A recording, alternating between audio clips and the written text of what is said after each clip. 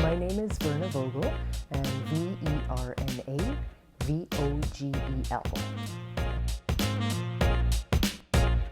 And Vogel is a Dutch word that means bird, and so this is a chosen name, it's not my given name.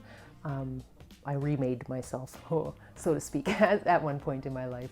Can you actually do that? I question that now, but anyway, I thought I was remaking myself, and so I changed my name along with it. So my mother is Dutch, and so Vogel is a Dutch word that means bird, and I chose that name when I was graduating from art school because I went to art school and I had won a scholarship to go and study in Malaysia, like for a year, go and study Chinese ink painting, which is pretty momentous because I'm a farm girl from Ontario, right? And so Vogel seemed really appropriate because I was going to fly really literally to Malaysia, but also sort of metaphorically because going to art school was a huge game changer for me. In terms of what inspires me, I think I would posit it to be, where does the work stem from, right? So for me, the work really stems from kind of where I am, like the environment where I am, which also influences how I think, what I see, how my body maybe moves, right? Because walking through a trail in the woods is different from walking on the street.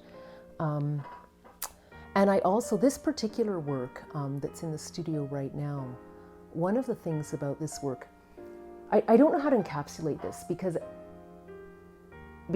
it's building all the time, for one thing. But one of the things for me, I think I touched on this earlier about exhibitions that should engage more than just the sight. I read years ago, we take in 80% of the information about the world through our eyes. And I'm like, really? I don't think so. I don't think so. Maybe consciously, but I don't think so. I think we place a lot of importance on what happens when we see and define what we see. But I think there's a lot more going on than that all the time, constantly, that we are not even aware of. Even the way we talk about smells.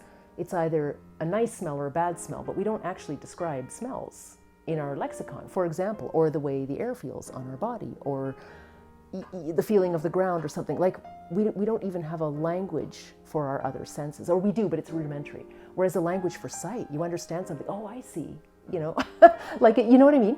And so here I'm a visual artist and I'm like, okay, what's with this, right? So all these paintings are composed, not colored in, but composed with my eyes closed. I started to draw with my eyes closed because I thought, so what happens if you lose this sense of sight? What does your body actually do?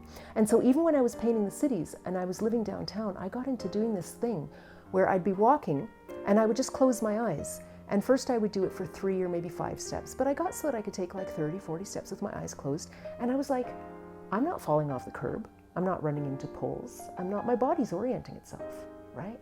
Your body does this. This is really quite cool. Actually really cool. And I don't know why. Because I don't think walking in a straight line is particularly natural. I mean, our legs are all different lengths. We should be veering, right? But the body does it. And maybe it's the resonance, particularly with buildings, the sound resonance, because sound becomes really, really noticeable when you close your eyes, right? And that kind of stuff. So I thought that was really interesting. And then I began to translate that into my work. And I made a lot of work that was around circular imagery, and I think that was kind of a search for where I was at.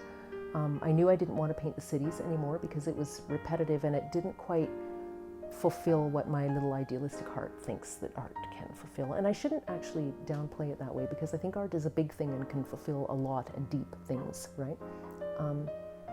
So I hit on circular imagery almost by default. I thought, well, I have to do something. Okay, circular imagery, natural motion of the joints of the body, right?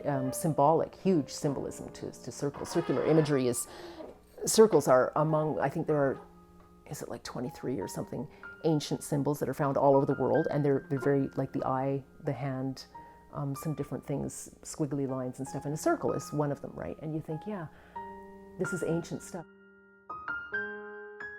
You just do whatever it takes, and you keep making art. You keep making art, and whatever else you have to do to enable that possibility, you do it. And you just keep making the art. I don't know how else to say that, whatever it is. You can't say, I'll get this done first and then I'll make the art. No, never. So I'm making art. I have to pause to do that in order, okay, I'll just pause, but now I'm back to this, right? Like very much so.